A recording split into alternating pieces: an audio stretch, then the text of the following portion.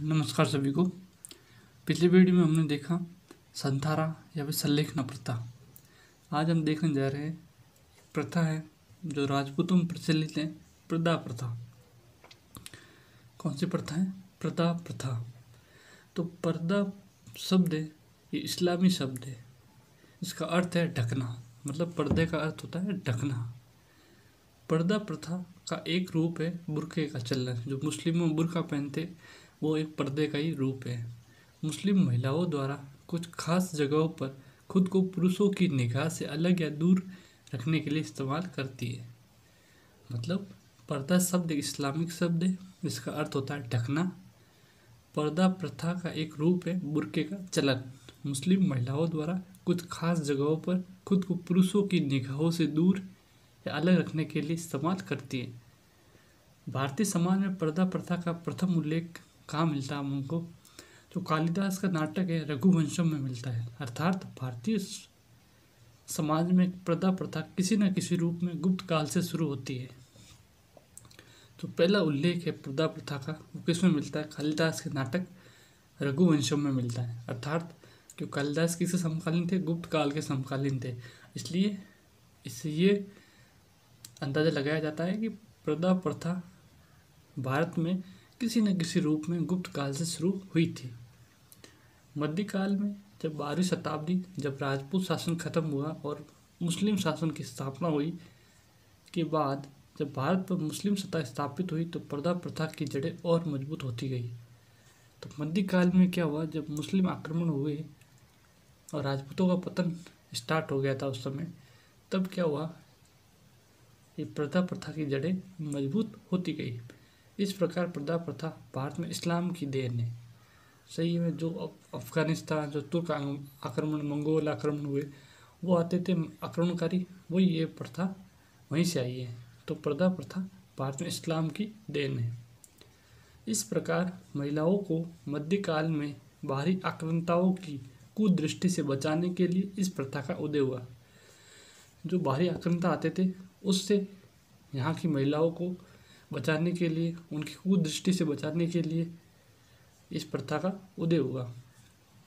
राजपूत जाति में ये प्रथा मुख्यतः पाई जाती है, मुख्यतः राजपूत जाति में पाई जाती है, क्योंकि ज़्यादातर आक्रमण जो हुए थे वो सिंध, मुल्तान, अफगान, फारस, ये सिंध इस साइड से हुए थे। जो राजस्थान का सीमा लगती है, तो राजस्थान में सबसे पहले आक्रमण होते थे। यहाँ के एरिया पे सबसे पहला ये प्रथा झलकने लगी और या फिर ये प्रथा का पादार्पण हुआ। तो राजपूत समाज में यह प्रथा मुख्य रूप से पाई जाती है। जो स्वामी दयानंद सरस्वती ने इस प्रथा को मिटाने हेतु स्त्री शिक्षा पर बल दिया। दयानंद सरस्वती ने क्या किया? स्त्री शिक्षा पर बल दिया इस प्रथा को मिटाने के लिए। तो अपन देखते पर्दा शब्द, वापस देखते एक बार। जो पर्दा शब्द है ये इस्लामिक शब्द है, जिसका अर्थ होता है ढकना या फिर दूर रखना किसी चीज़ से। ढकना भी हो सकता है या फिर दूर रखना, अलग थलग रखना। पर्दे का अर्थ ये होता है। तो पर्दा प्रथा आई कैसे, स्टार्ट कैसे हुई? शुरुआत में मुस्लिम के अंदर ये प्रथा थी और धीरे धीरे ये प्रथा, जैसे ही मुस्लिमों ने भारत पर आक्रमण किए, तो ये प्रथा भारत में धीरे धीरे आती गई और यहाँ की महिलाओं ने भी अपने सतीत्व, अपने सम्मान और आक्रांताओं की कुदृष्टि से बचने के लिए इस प्रथा को धीरे धीरे अपनाना शुरू किया और वर्तमान में ये एक रीति सा बन गया है।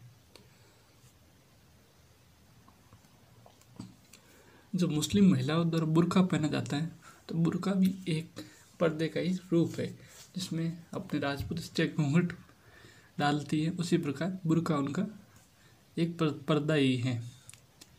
तो भारतीय समाज में ऐसे देखा जाए तो पर्दा प्रथा का जो उल्लेख मिलता है वो कालिदास के नाटक है रघुवंशम में मिलता है। और कालिदास कौन से काल के समकालीन थे? तो ये गुप्त काल के समकालीन थे।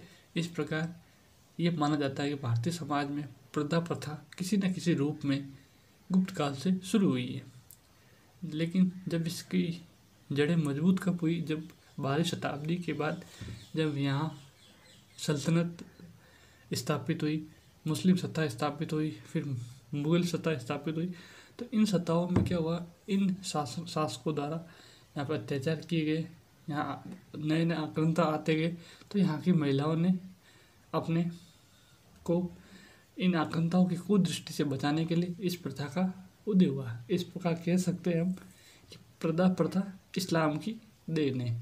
तो राजपूत जाति में ये प्रथा मुख्यतः पाई जाती है और स्वामी दयानंद सरस्वती ने इस प्रथा को मिटाने हेतु स्त्री शिक्षा पर बल दिया।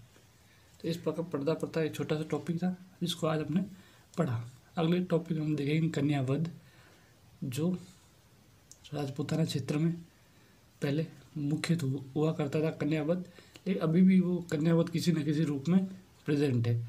तो अगले लेक्चर में मिलते हैं हम कन्यावध में। Thank you.